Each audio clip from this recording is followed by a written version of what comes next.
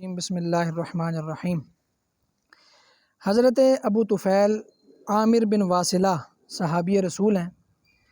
آپ فرماتے ہیں کہ رأیت النبی صلی اللہ علیہ وسلم وما بقی علی وجہ الارض احد رآہ غیری۔ آپ فرماتے ہیں کہ میں نے نبی پاک علیہ الصلوۃ والسلام کے چہرے کی زیارت کی ہے، اور اب اس وقت فرماتے ہیں کہ پوری دنیا میں میرے علاوہ کوئی ایسا بندہ نہیں ہے جس نے حضور کو دیکھا ہو۔ یعنی کہ یہ وہ صحابی رسول ہیں جن کا سب سے آخر میں وصال ہوا ہے، جن صحابہ کرام کا آخر میں وصال ہوا ہے۔ حضرت ابو طفیل عامر بن واصلہ جو صحابی رسول ہیں، یہ ان صحابہ کرام میں سے ہیں۔ تو جس وقت انہوں نے یہ بات بیان کی، یہ اس وقت کی بات بیان کر رہے ہیں۔ فرماتے ہیں کہ جب میں یہ حدیث تمہارے سامنے بیان کر رہا ہوں تو اب اس وقت میرے علاوہ پوری زمین میں اور کوئی ایسا بندہ نہیں ہے جس نے حضور کی زیارت کی ہے۔ یہ یعنی آخری صحابی تھے اس روئے زمین پر۔ تو اب ان سے کسی نے رسول اللہ کی حلیے کے متعلق ان سے کسی نے سوال کیا کہ آپ مجھے حضور کا حلیہ بیان کریں کہ حضور کیسے تھے۔ تو پھر انہوں نے 3 چیزیں اس حدیث پاک میں بیان کی ہیں۔ فرماتے ہیں کہ کانا ابیض ملیحا مقصدا۔ سب سے پہلی چیز آپ نے بیان فرمائی کہ نبی پاک علیہ الصلوۃ والسلام گورے تھے۔ حضور کیسے تھے؟ گورے۔ نمبر 2 فرمایا ملیحا، کہ نبی پاک علیہ الصلوۃ والسلام کا جو حسن تھا یہ نمکین حسن والے تھے حضور۔ کیسے حسن والے تھے؟ نمکین۔ اب نمکین حسن والے کا مطلب یہ ہوتا ہے کہ دیکھیں جو میٹھی چیز ہوتی ہے وہ بندہ زیادہ نہیں کھا سکتا، ایک لیمٹ ہوتی ہے، بندہ کھاتا ہے پھر بندے کا دل میٹھی چیز سے بھر جاتا ہے۔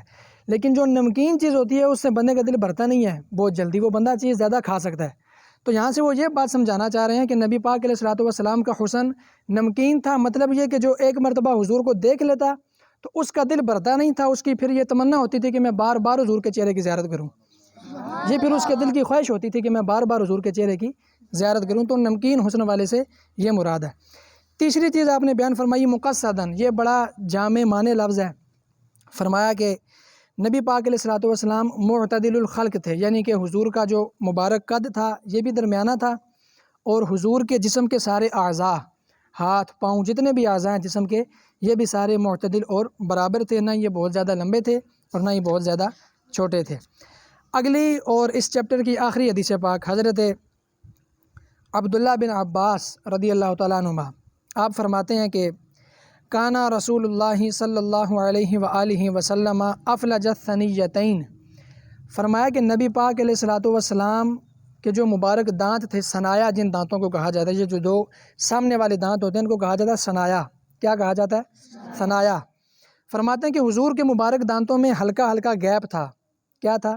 بالکل معمولی سا گیپ تھا، بہت زیادہ نہیں۔